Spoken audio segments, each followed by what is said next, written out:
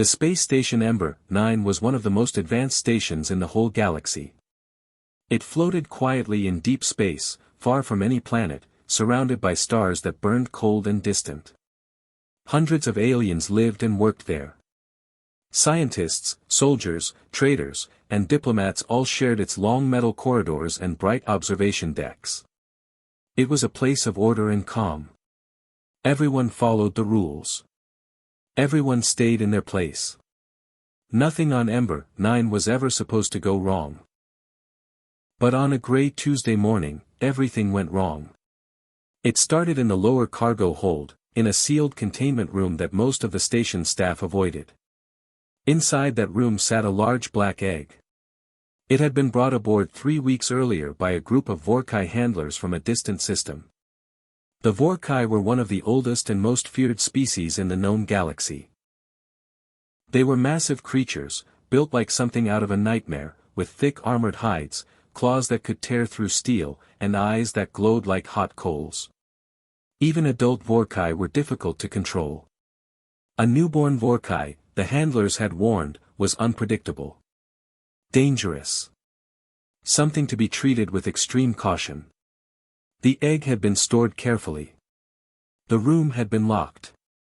The handlers had set up monitors and alarms and barriers. They had done everything right. And still, when the egg cracked open that Tuesday morning, nothing could have prepared anyone for what came next. The sound alone was enough to shake the walls. It started as a low vibration deep in the floor, the kind that crawled up through the boots and into the chest. Then it became a shriek, sharp and terrible, bouncing off every surface in the lower decks. Alarm lights flooded the corridors red. Soldiers came running. The containment room door buckled outward like something had hit it from the inside with enormous force. The handlers were the first to see it. They lasted about 4 seconds before they turned and ran. The newborn Vorkai was not small. It was already the size of a large horse, covered in dark, wet scales that caught the red alarm lights and threw them back in flashes. Its claws scraped deep lines into the metal floor with every step. Its tail swept back and forth and knocked a row of storage containers off the wall like they weighed nothing. Its eyes, bright and burning, darted around the room with wild energy. It opened its mouth and let out another shriek that cracked one of the observation panels clean down the middle. The soldiers who had rushed in stopped at the doorway. Not one of them stepped inside. A senior alien commander, a tall blue-gray being named Sector Chief Doran, stood at the back of the group and watched the creature tear apart the containment room. He had served in the Galactic Defense Force for 30 years. He had faced hostile ships, rogue creatures, and deep space anomalies. But watching that newborn beast rip a wall panel clean off its frame with one swipe, he felt something he had not felt in a very long time. He felt afraid. Orders were shouted. More soldiers arrived. Someone suggested a sedation cannon. Someone else said the sedation doses had not been calibrated for a Vorkai this young and they might kill it. The debate went on while the creature continued to rage through the containment room, growing louder and more agitated with every passing minute. Nobody went inside. 3 decks above all of this, a little girl named Lily was having breakfast. Lily was 7 years old. She had short brown hair, a gap in her front teeth, and a habit of asking questions that adults found difficult to answer. Her mother worked on Ember 9 as a xenobiologist, and Lily had been living on the station for almost a year. She was used to aliens. She had eaten lunch next to 6 armed traders and waved good morning to reptilian engineers in the corridors. None of it seemed strange to her anymore. Space was just where she lived.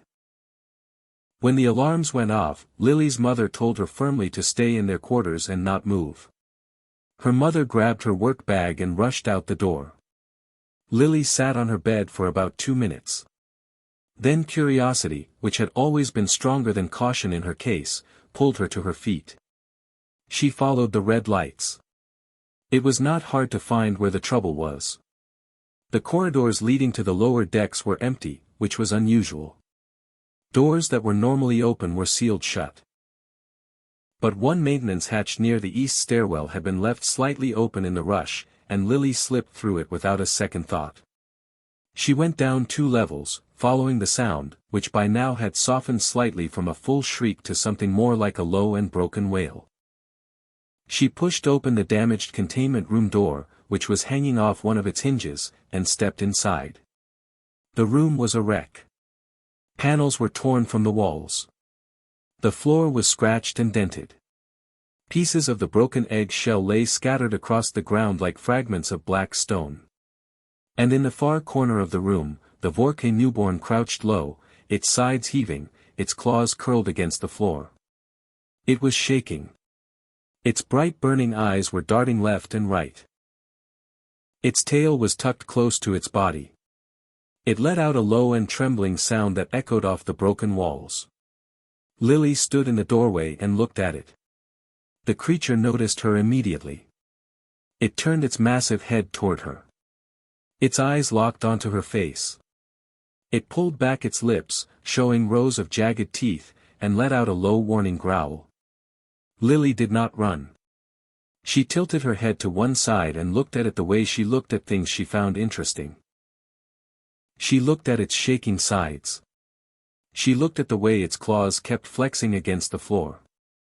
She looked at the low hunch of its huge shoulders and the nervous flick of its tail. She looked at the way its big burning eyes were wide and darting, not with fury, but with something that looked, to her, very much like fear. She took one small step forward.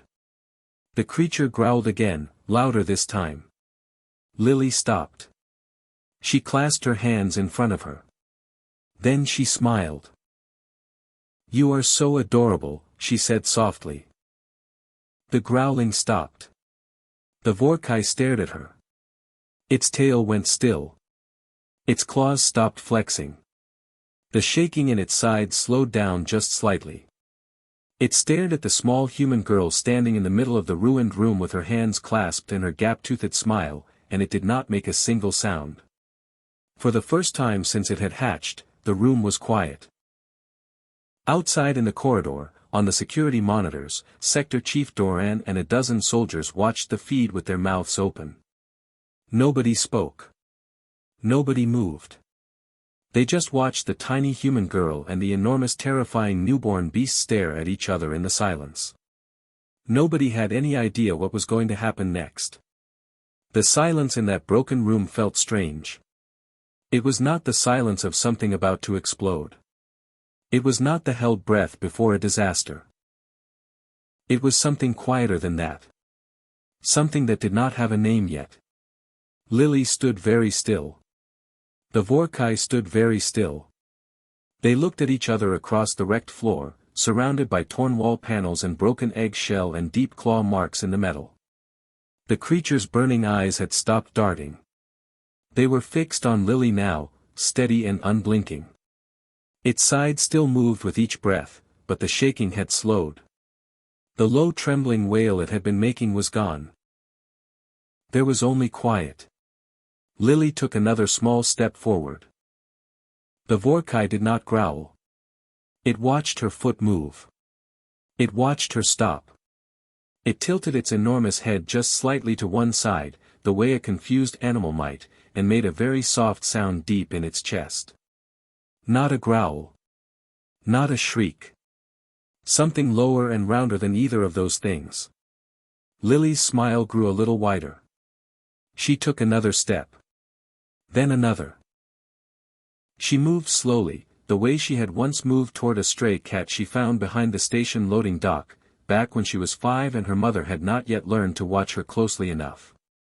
She did not rush. She did not reach out yet. She just moved closer, one quiet step at a time, and kept her eyes soft and her body loose and her smile exactly where it was. The creature watched every step. When she was close enough to feel the heat coming off its scales, she stopped. It was much bigger up close. Its head alone was nearly as large as her whole body. Its claws on the floor were longer than her arm. The dark scales along its neck caught the faint emergency lighting and shifted color slightly, deep black bleeding into something almost blue.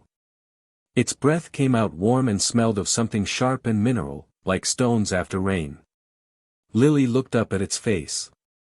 The burning eyes looked down at her.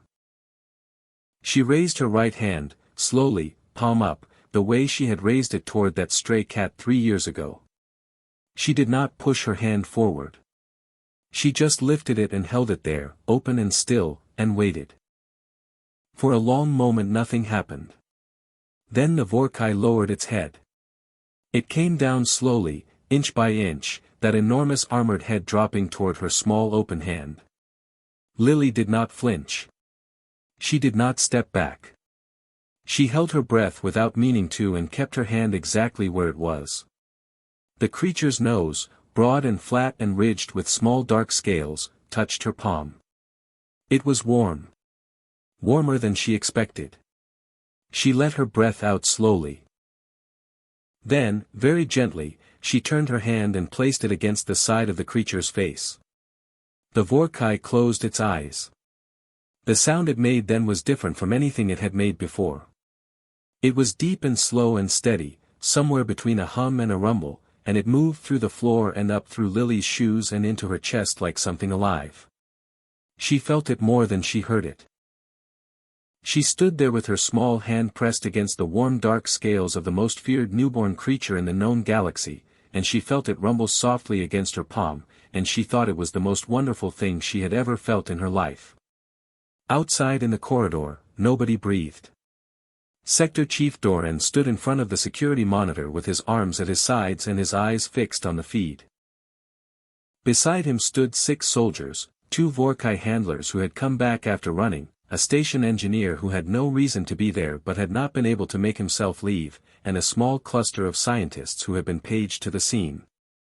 They were all watching the same small screen. They were all completely silent. One of the handlers, a tall gray-skinned being named Orith who had worked with Vorkai for 22 years, was staring at the feed with an expression that did not quite fit on his face. His mouth was open slightly. His eyes were wide. He had spent more than 2 decades training with Vorkai. He had studied their behavior and their biology and their bonding patterns. He had worked with juvenile Vorkai that were weeks old and adults that were centuries old. In all that time, across all those years, he had never once seen a newborn Vorkai allow physical contact from a non-Vorkai being within the first hours of hatching. It was not supposed to be possible. A newborn Vorkai in its first hours was pure instinct. Pure reaction. It trusted nothing. It feared everything. Its whole body was wired to protect itself from a world it did not yet understand. Handlers who attempted contact too early risked serious injury. There were protocols.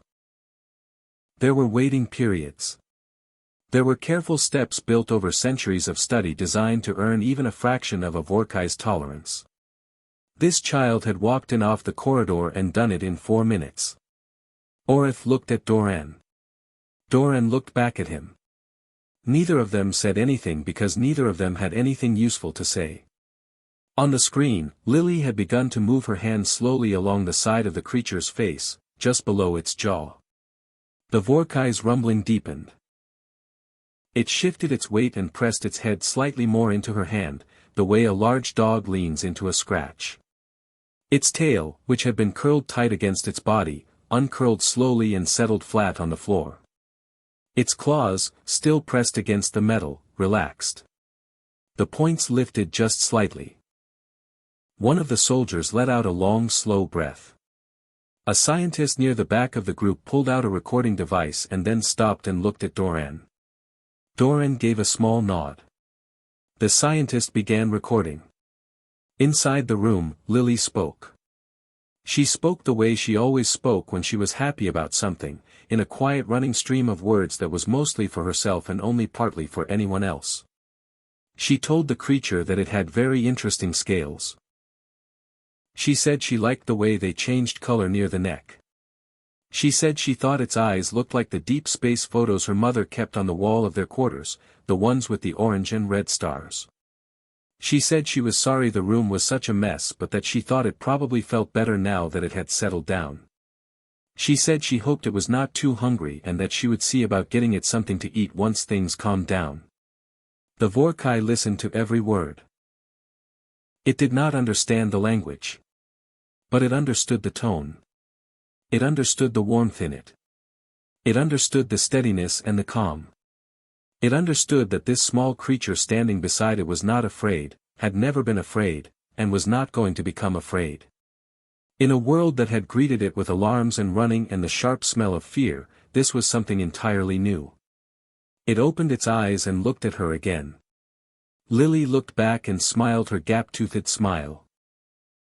The bond, quiet and unplanned and completely impossible according to every record the Galactic Council had ever kept, had already formed.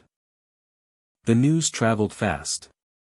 By the time the sun simulation lights on Ember 9 shifted to their afternoon setting, every corner of the station knew what had happened in the lower cargo hold. The story moved through the corridors in whispers and then in full voices and then in urgent transmission sent out across the communication network to stations and ships and council buildings far beyond the reach of Ember 9 itself. A human child had bonded with a newborn Vorkai. Most people who heard it did not believe it. They asked for the recording. When they watched the recording they went quiet and then they asked for it to be played again. Some of them watched it 3 and 4 times, leaning close to their screens, as if they expected to find the moment where the trick was hidden. But there was no trick. There was only a small girl with short brown hair and a gap-toothed smile standing in a wrecked room with her hand pressed against the face of a creature that had sent trained soldiers running, and the creature pressing back into her hand like it never wanted her to leave. The Galactic Council did not take long to respond. Within 6 hours of the incident, Sector Chief Doran had received 3 separate priority transmissions from the Central Council chamber. Each one was more urgent than the last. The third one came directly from High Counselor Veth, a senior official whose name alone was enough to make most station commanders stand up straighter. The message was short and clear. The creature was to be moved to a secure containment facility on the nearest council-controlled station. The bond, whatever it was to be assessed and if possible dissolved. The child was to be returned to her quarters and kept there until a full review was completed. Doran read the message twice. Then he walked down to the lower decks to carry out his orders. He found Lily sitting cross-legged on the floor of the newly cleared containment room, which the engineering team had spent the last 3 hours cleaning and repairing. The broken panels had been replaced. The floor had been smoothed over where the worst claw marks were. A low temporary barrier had been set up around the perimeter, mostly so the medical team outside the door felt better about the situation. Inside the barrier, Lily sat with her back against the wall and her eyes half closed. Beside her, taking up most of the available floor space, lay the Vorkai. It was already noticeably larger than it had been that morning.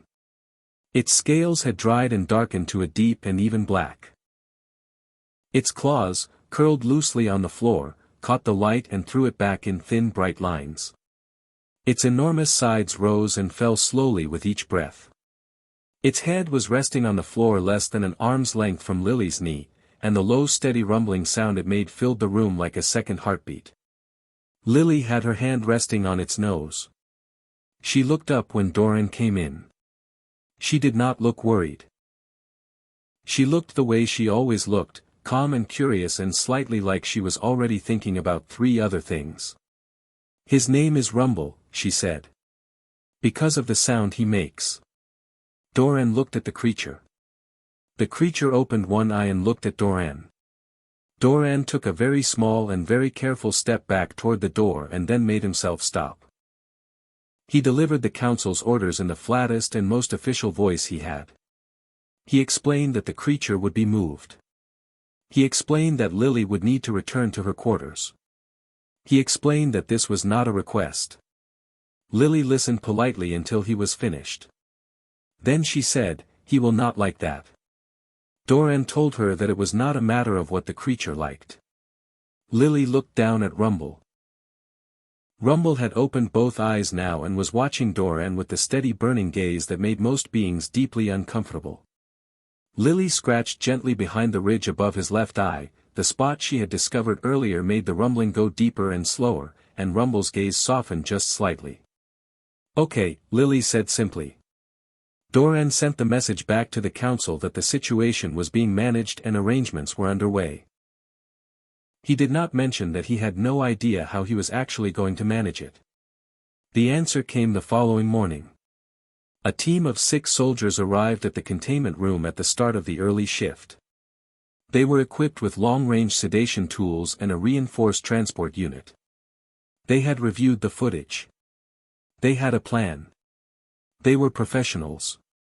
The plan lasted about 40 seconds. The lead soldier, a broad and experienced being named Sergeant Fell, stepped through the containment room door and moved toward Rumble with the careful and measured steps of someone who had handled dangerous creatures before. He got within 3 meters before Rumble moved. The creature did not attack. It did not shriek or swipe or bare its teeth. It simply stood up. That alone was enough to stop every soldier in the doorway. Standing, Rumble filled the room in a way that was hard to fully process. His head nearly touched the ceiling. His shoulders were wider than the doorframe. The rumbling in his chest had changed pitch, lower now and slower, and it moved through the floor and the walls and the bones of everyone in the corridor outside. He turned his body, smoothly and deliberately, and placed himself between Sergeant Fell and Lily, who was sitting against the far wall watching everything with her hands folded in her lap. Sergeant Fell did not move forward. He was brave. He had a record of bravery that was well documented. But bravery and foolishness were different things, and every instinct he had, every deep and ancient piece of his biology that existed for the purpose of keeping him alive, was telling him very clearly that moving forward was not something he should do. He took one step back. Rumble watched him take it. Then Lily stood up, walked around Rumble's front leg, which was roughly as wide as she was, and looked at Sergeant Fell with a polite and slightly apologetic expression. "He is just protecting me," she said. "He does not mean to scare you." Sergeant Fell looked at the creature. The creature looked at Sergeant Fell. The rumbling continued, low and steady and filling every corner of the room. "I will note that in my report," Sergeant Fell said, and stepped back through the door. The creature did not attack. It did not shriek or swipe or bare its teeth. It simply stood up. That alone was enough to stop every soldier in the doorway. Standing, Rumble filled the room in a way that was hard to fully process. His head nearly touched the ceiling. His shoulders were wider than the doorframe. The rumbling in his chest had changed pitch, lower now and slower, and it moved through the floor and the walls and the bones of everyone in the corridor outside. He turned his body, smoothly and deliberately, and placed himself between Sergeant Fell and Lily, who was sitting against the far wall watching everything with her hands folded in her lap. Sergeant Fell did not move forward. He was brave. He had a record of bravery that was well documented. But bravery and foolishness were different things, and every instinct he had, every deep and ancient piece of his biology that existed for the purpose of keeping him alive, was telling him very clearly that moving forward was not something he should do. He took one step back. Rumble watched him take it. Then Lily stood up, walked around Rumble's front leg, which was roughly as wide as she was, and looked at Sergeant Fell with a polite and slightly apologetic expression. "He is just protecting me," she said. "He does not mean to scare you." Sergeant Fell looked at the creature. The creature looked at Sergeant Fell. The rumbling continued, low and steady and filling every corner of the room. "I will note that in my report," Sergeant Fell said, and stepped back through the door. The team withdrew. The transport unit was taken back to storage. Another priority transmission was sent to the Central Council chamber, this one from Doran himself, explaining with great care and considerable understatement that the situation on Ember 9 had become somewhat more complicated than initially reported. High Counselor Veth read the transmission. She read the attached footage. She sat back in her chair for a long moment. Then she called for an emergency hearing. Across the station, in the repaired containment room, Lily was leaning against Rumble's side with a datapad on her knee, reading quietly. Rumble's rumbling filled the room like warmth. His tail curled loosely around her feet without him seeming to think about it. His eyes were half closed. He was not going anywhere. And neither was she. The Central Council chamber was one of the largest rooms in the known galaxy. It sat at the heart of Council Station Prime, a vast and ancient structure that had been built and rebuilt over thousands of years by dozens of different species. The chamber itself was circular, with tiered seating that rose high on all sides and a wide-open floor in the center where speakers stood when they addressed the council. The ceiling was made of thick transparent panels, and through them the cold light of deep space fell down in long pale beams. It was a room designed to feel important. It was a room that made even powerful beings feel small. Today it was full. Every seat in the upper tiers was taken. Representatives from over 40 species sat in their designated sections, some in environmental suits, some with translators clipped to their collars, some simply watching with whatever sensory organs their species used for watching. News teams had been given a small section near the back. Station officials and military commanders sat in the lower rows closest to the floor. The noise of so many different beings in one space created a low and constant hum that bounced off the high walls. At the center of the floor stood a single round speaking platform. Sector Chief Doran stood to one side of it. Beside him stood Lily's mother, a quiet and careful woman named Dr. Anne, who had barely slept in 2 days and whose expression showed it. Beside her stood Lily herself, in a clean gray station jumpsuit, her short brown hair brushed flat, her hands folded in front of her. She looked around the enormous room with wide and interested eyes, tilting her head back to look at the high ceiling and the stars beyond it. She did not look nervous. High Counselor Veth opened the hearing from her seat at the head of the chamber. Her voice, carried through the translation system, was flat and formal. She outlined the events of the past 3 days. She described the hatching. She described the footage. She described the failed attempt to separate the child from the creature. She used careful language that made everything sound like a problem to be solved, which was how she treated most things. The first speakers were scientists. They presented data on Vorkai bonding behavior and explained why what had happened was not supposed to be possible. They used long words and detailed charts projected on the chamber walls. They disagreed with each other on several points and agreed on one: none of their existing models could fully explain what had occurred. The second speakers were military advisors. They talked about risk. They talked about what a fully grown Vorkai bonded to a human could mean for galactic security. They talked about precedent and protocol and the importance of not allowing emotional considerations to override strategic ones. Several of them suggested, carefully and with many qualifications, that the bond needed to be broken regardless of whether it was possible, and that the creature needed to be contained. The chamber murmured. Some sections murmured in agreement. Others did not. Then the doors at the far end of the chamber opened, and everything went quiet. She came in slowly. That was the first thing everyone noticed. She moved with the particular slowness of something that had been alive for a very long time and had stopped seeing any reason to hurry. She was a Vorkai, unmistakably, but age had changed her in ways that made her different from any image of the species most beings in the chamber had seen. Her scales were pale, faded from black to a deep and uneven gray. Her eyes, which in a young Vorkai burned bright and hot, glowed now with a softer and steadier light, like embers that had been burning so long they no longer needed to prove anything. She was large, but she moved quietly, each step placed with deliberate care. Her name was Elder Sova. She was the oldest living Vorkai. She had not left her home settlement in 11 years.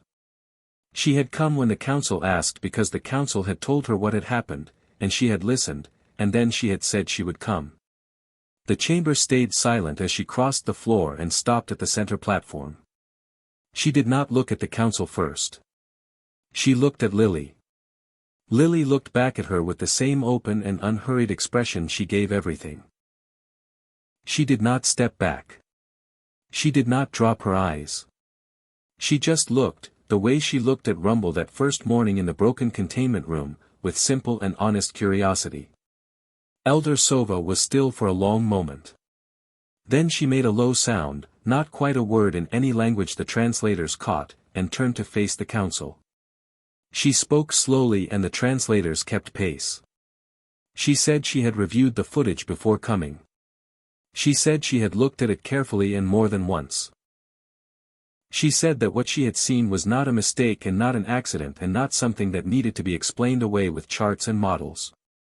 She said the bond between a Vorkai newborn and another being in the first hours of hatching was the oldest and most fundamental bond her species formed. It was not a behavior that could be coached or triggered or recreated in a controlled setting. It happened when it happened, and it happened for reasons that went deeper than science had yet managed to reach. She said the bond was real. She said it could not be broken without destroying the creature. The chamber erupted. Voices from a dozen species broke out across the tiers, some loud and some sharp and some simply talking over each other in the way large groups do when they hear something they were not prepared to hear. High Counselor Veth called for order twice before the noise settled. Then Veth looked down at the floor and said that the child could speak if she wished. Lily stepped onto the platform. She looked up at the tiers of faces looking down at her. Beings of 40 species, military officials, scientists, news teams, all of them watching one small human girl in a gray jumpsuit standing in the middle of the most important room in the known galaxy. She unfolded her hands. She took a breath. She said she did not really understand all the things the adults had been talking about. She said she knew Rumble was big and that some people were scared of him and that she understood why because he did look very serious when he wanted to. She said she was not asking for anything complicated. She said she just wanted them to know that Rumble had not done anything wrong. He had hatched and he had been scared and the room had been loud and everything was new to him and nobody had been kind to him except her. She said he was just a baby. She said please do not hurt him. Then she stepped back off the platform and folded her hands again. The chamber was very quiet. Elder Sova, who had not moved from her spot near the platform, turned her pale glowing eyes toward the council tiers. She said one more thing before she was done. She said she had lived long enough to watch many species lose something important as they grew older and more powerful. She said they learned to see danger and feel only fear. She said they forgot how to look at something unknown and feel something other than the need to control it. She said humans had not forgotten. She said this child had walked into a room that grown soldiers had run from, and she had looked at the most feared newborn creature in the known galaxy, and she had called it adorable. She said that was not ignorance. She said that was something very rare. Something the galaxy needed more of, not less. The vote that followed was not unanimous. But it was enough. The bond would be honored. 10 years passed. They passed the way years do when they are full of things worth remembering. Slowly in the living and quickly in the looking back. And when people on Council Station Prime and Ember 9 and a dozen other stations and outposts across the galaxy looked back at those 10 years, they all agreed that the world had changed in them. Not loudly. Not all at once. But steadily and surely, the way a river changes the shape of stone, one quiet year at a time. Lily was 17 now. She was taller, though not by much. Her short brown hair had grown out and she kept it tied back when she was working, which was most of the time. The gap in her front teeth was gone, closed up sometime around her 12th year, though people who had known her since the beginning said her smile still looked exactly the same. Open and easy and completely without pretense. She had her mother's careful eyes and her own particular stillness, the kind that came not from shyness but from a person who had learned very young that the world revealed more of itself to those who waited and watched before they spoke. She was also, by any reasonable measure, one of the most important young people in the known galaxy. Though she would have found that description embarrassing and probably would have changed the subject. Rumble was enormous. There was no other word for it that came close. He stood nearly 4 times the height of a full-grown human, and his body was long and broad and built like something the universe had put together with permanence in mind. His scales had deepened over the years to a black so dark they seemed to pull light in rather than reflect it, except at certain angles where they shifted into that deep blue that Lily had noticed on his very first day. His eyes still burned, steady and bright, and when he moved through a corridor or across an open deck the sound of his steps carried ahead of him like a quiet announcement. Most beings stepped aside when Rumble walked somewhere. Not because they were told to. Simply because every instinct they had suggested it was the right thing to do. But Lily walked beside him, and had always walked beside him, and the two of them together had become something that people across the galaxy recognized. Not a symbol exactly. Something more practical than that. Something that actually worked. It had started small. In the year after the council hearing, Lily's mother had been assigned to a research post on a joint human-alien station called Outpost Den, and Lily and Rumble had come with her. Outpost Den sat near the edge of a region of space that contained 3 species the Galactic Council had never been able to establish stable contact with. They were not hostile exactly. They were simply old and proud and deeply suspicious of the Council and everything it represented. Every diplomatic team sent to open talks had come back with nothing. Some had not come back at all. Nobody had thought to send a teenage girl and her Vorkai. It had been Lily's idea, loosely. She had heard the adults talking about the problem one evening and had asked a few questions and then gone quiet in the way she did when she was thinking. The next morning she had asked Doran, who was now stationed at Outpost Den, if she could try. Doran had looked at her for a long moment. Then he had looked at Rumble, who was standing behind her taking up most of the corridor. Then he had sent a very carefully worded request to the council. The council, which had learned in the past year that carefully worded requests involving Lily tended to produce results that could not be argued with, approved it. What happened over the following months became the subject of more than a few academic papers and one very long report that High Counselor Veth kept on her desk and reread whenever she needed reminding that the galaxy still had the capacity to surprise her. Lily did not use diplomatic language.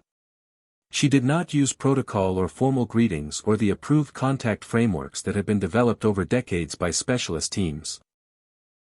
She simply went, with Rumble beside her, and she listened, and she asked questions, and she was genuinely interested in the answers. She made mistakes and admitted them. She laughed when things were funny and was quiet when they were not. She treated every being she met as someone worth understanding rather than someone worth persuading. And Rumble, ancient and enormous and feared across the known galaxy, walked beside her through it all like a very large and very patient shadow. The effect this had on species who had refused contact for generations was difficult to explain and easy to see. Something about the combination of them, the small calm human girl and the massive legendary creature who chose to stay beside her, did something to the calculation that suspicion and pride made in the minds of those who met them. It was hard to dismiss Lily when Rumble was there. And it was hard to fear Rumble when Lily was there. Together they created something in between, a space where talking felt possible, where listening felt safe. 3 species that had not spoken to the council in living memory began talks within 18 months of meeting Lily. The council noticed. The galaxy noticed. Lily mostly just kept working. On a bright morning in her 17th year, the council held a formal recognition ceremony on Council Station Prime. The chamber was full again, as it had been 10 years ago, but the feeling in it was different now. There were no raised voices and no urgent debates. There was simply a large gathering of beings who had come because they wanted to be there, which was a rarer thing than it sounded in a room that usually only filled under obligation. Lily stood on the same round platform she had stood on as a 7-year-old in a gray jumpsuit. She was dressed more formally now, though she had drawn the line at the ceremonial collar the protocol team had suggested and worn a plain high-necked coat instead. Rumble stood behind her and to the left, which was his usual position, the one he had settled into years ago and never changed. High Counselor Veth read the formal recognition. It was long and detailed and covered the past 10 years in the precise and careful language the council preferred. When she finished there was a long and genuine wave of sound from the tiers, the various ways 40 species expressed approval all happening at once. Then Veth, who had grown over 10 years from someone who wanted the bond broken to someone who understood what it had built, looked down at Lily and said she could speak if she wished. Lily looked out at the chamber. At all the faces and eyes and sensory organs and beings who had come from far and near to be in this room. She was quiet for a moment. A journalist near the back, one who had covered Lily's work for several years, called out and asked what she wanted people to remember most about how all of it had started. Lily glanced back at Rumble. Rumble looked down at her with his steady burning eyes. His rumbling, always present, always low and warm, filled the space around them. She turned back to the chamber and smiled her gap-toothed smile, the same one she had always had. She said she had walked into that room 10 years ago and looked at him and thought he was the cutest thing she had ever seen in her life. She said that was the whole story really. The chamber was quiet for exactly 1 second. Then laughter, in every form 40 species knew how to make it, filled the room from the floor to the stars above the ceiling. Rumble rumbled. And Lily laughed with the rest of them.